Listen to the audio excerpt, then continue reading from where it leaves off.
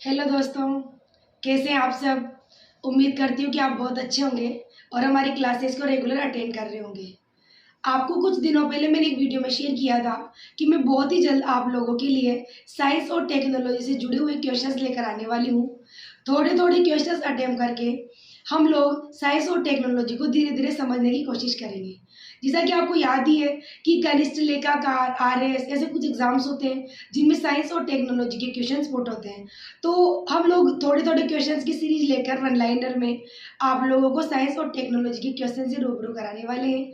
तो आप लोग जुड़े रहे हमारे चैनल के साथ। तो चलिए आइए करते हैं क्वेश्चन। ट्राइसोमी 21 को किस नाम से जाना जाता है? तो देखो 21 मतलब यहाँ पर बात हो रही है 21वें गुणसूत्र की। हमारे अंदर जो पूरे 23 जोड़े गुणसूत्र होते हैं उनमें 21वें जोड़े की बात हो रही है। और अगर आप इसका मीनिंग समझे, ट्राइसोमी गुणसूत्र, यानी यहाँ पर गुणसूत्र कितने होंगे? 3। यानी देखो जनरली हमने ये पढ़ा है कि गुणसूत्र हमेशा जोड़े में पाए जाते हैं। जोड़े का मतलब दो दो गुणसूत्र एक साथ पाए जाते हैं। लेकिन अगर अपन ये बात करें कि ट्राइसोमी का क्या मतलब है, तो देखो ट्राइसोमी में क्या होता है, जो ये इस तरह से, मान लो ये इस तरह से दो दो गुणसूत्र, आपको याद होगा ये इस तरह से दो दो गुणसूत्र जोड़े में रहते हैं, तो इसके साथ एक और गुणसूत्र एक्स्ट्रा जुड़ जाता है। यानी 21वें गुणसूत्र में जोड़े में जब 2 की जगह 3 गुणसूत्र हो जाते हैं 21वें जोड़े के अंदर, तो उसे ट्राइसोमी 21 कहते हैं। अब यहाँ पर ट्राइसोमी 21 में होता क्या है कि एक गुणसूत्र बढ़ने की वजह से जो आपके टोटल 23 जोड़ी यानी 46 गुणसूत्र थे, उनमें 21वें जोड़े के अंदर एक और गुणसूत्र बढ़ गया। तो 46 प्लस 1 कितना हो गया? 47। यानी जब ट्राइसोमी 21 होता है तो इस वाली कंडीशन में इंसान के अंदर 23 जोड़ी यानी 46 की जगह 47 गुणसूत्र हो जाते हैं। और इस वाली जो इस तरह का जो सिंड्रोम होता है उसे डाउन सिंड्रोम या मगोलिज्म कहते हैं। इसे डाउन सिंड्रोम या मगोलिज्म कहते हैं।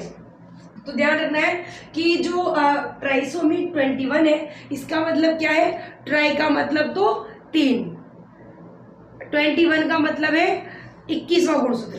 21वें गुणसूत्र के जोड़े में 3 गुणसूत्र हो जाते हैं और इसकी वजह से ऑल ओवर जो 46 गुणसूत्र थे उनकी संख्या बढ़कर 46 की जगह 47 हो जाती है और इसे कहते हैं डाउन सिंड्रोम मगोलिज्म। चलिए नेक्स्ट क्वेश्चन चलते हैं। राजस्थान में सौर वेधशाला कहाँ स्थित है? यानी राजस्थान में सौर वेधशाला कहाँ स्थित है? तो ये है उदयपुर फतेह सागर झील। यानी जो सौर वेधशाला है हमारे राजस्थान में वो कहाँ पर स्थित है? उदयपुर में फतेह सागर झील। चलिए नेक्स्ट क्वेश्चन की तरफ चलते हैं।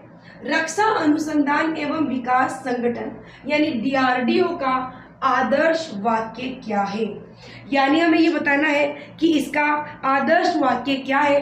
तो सबसे पहले अगर बात करें डीआरडीओ की, तो जो डीआरडीओ है इसकी स्थापना हुई है 1958 में।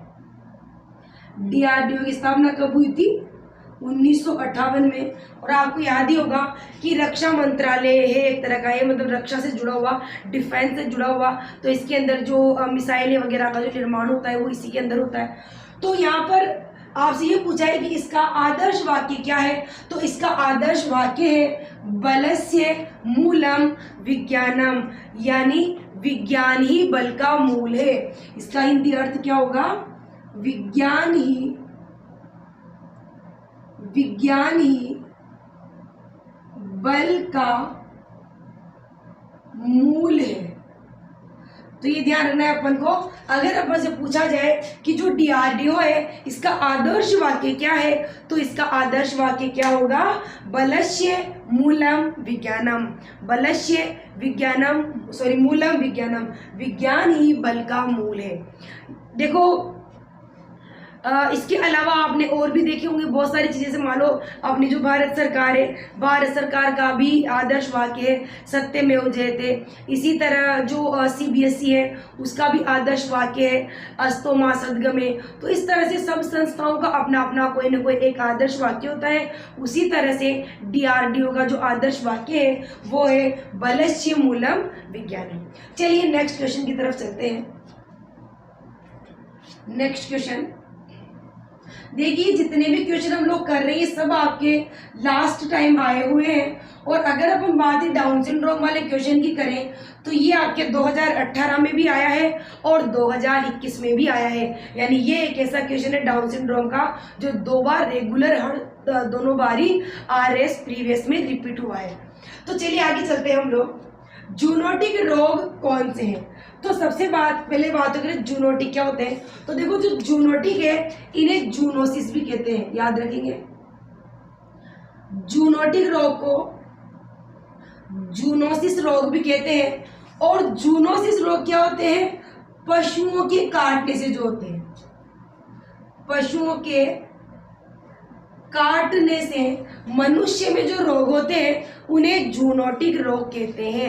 यानी जो रोग जानवरों के काटने से मनुष्यों में हो जाते हैं, मानव में हो जाते हैं, उन्हें जूनोटिक रोग कहते हैं। तो देखो यहाँ पर रेबीज, प्लेग और सार्स। तो आपको पता ही होगा रेबीज तो कुत्ते के काटने से होता है, कुत्ते की लार के अंदर वायरस की वजह से होता है।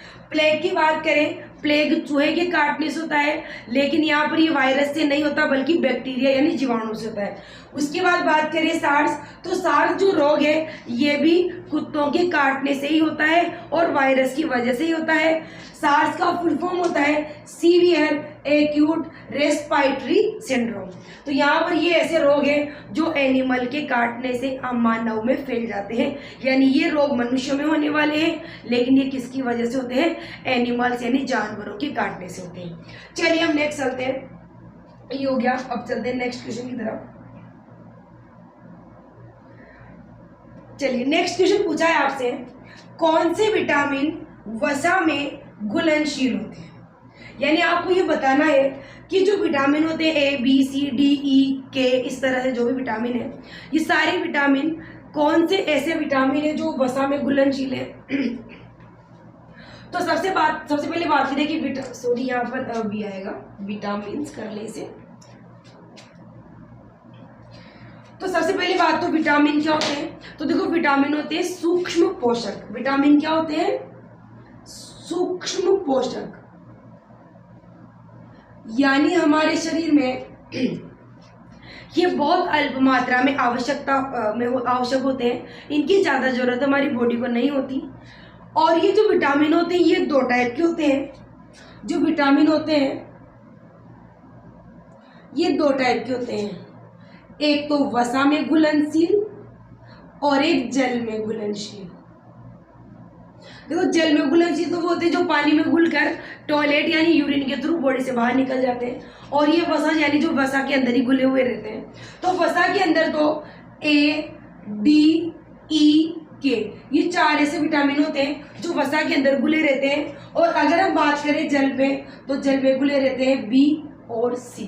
यानी vitamin A, D, E, K, vitamin A, D, E, K ये तो घुले होते हैं वसा के अंदर। और अगर बात करें इनके अलावा B और C विटामिन की, तो B और C ऐसे विटामिन होते हैं जो जल में घुलनशील होते हैं, इसीलिए ये बॉडी से पानी में घुलनशील होने की वजह से टॉयलेट के द्वारा बॉडी से बाहर निकल जाते हैं। चलिए अब हम चलते हैं नेक्स्ट क्वेश्चन की तरफ। इसको यहाँ से रख कर देते हैं।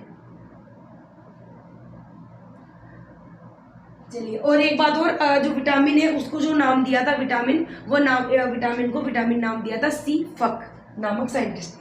चलिए अब आगे चलते हैं।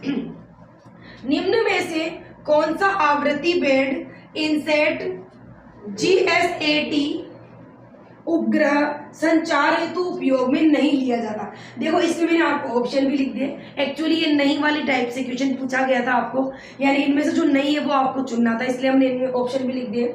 ये सारे क्वेश्चन आपकी ऑलरेडी आरएस एग्जाम में आए हुए हैं, तो ये ऑब्वियसली ऑप्शनल वाले क्वेश्चन ही थे, और हमने यहाँ पर वन लाइनर के पैटर्न में आपको हम लोग क्वेश्चन करवा रहे हैं। इस वजह से हम लोगों ने डायरेक्ट यहाँ पर क्वेश्चन से आंसर में ही आपको टॉपिक करवा दिए हैं।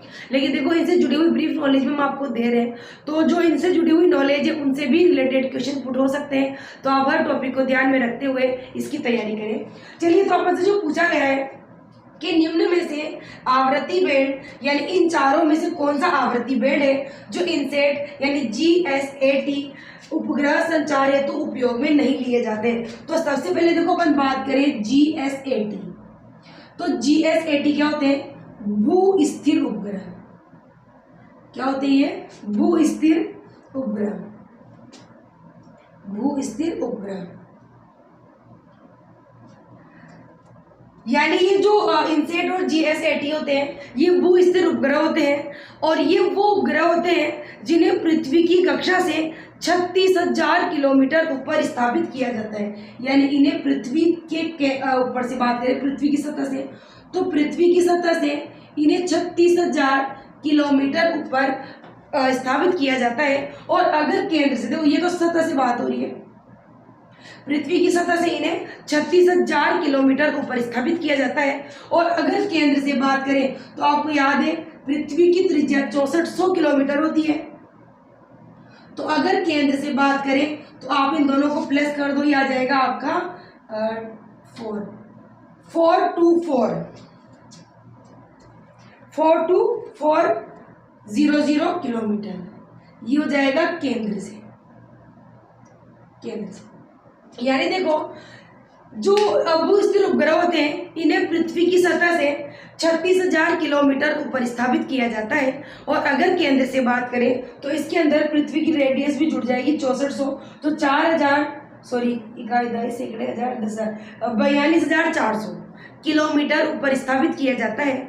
तो इनके अंदर जो यूज किए जाती है, जो मॉड्यूलेट यूज किए जाते हैं, जो आवृत्ति बैंड यूज किए जाते हैं, वो का, सी, KU ये सभी किए जाते हैं। लेकिन जो MF है, MF यानी FM या MF एक ही बात होती है, फ्रीक्वेंसी मॉड्यूलेशन।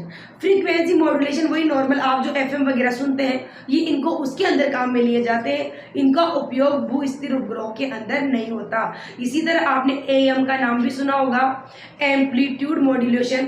तो जो एम्पलीट्यूड AM, देखो जिस तरह FM होता है, MF के दो, ये तो होता है मॉड्यूलेशन फ्रीक्वेंसी, मॉड्यूलेशन फ्रीक्वेंसी। तो ये तो होता है आपकी FM, जो नॉर्मल आप FM सुनते हो उसके अंदर। और एक और चीज होती है AM, एम्पलीट्यूड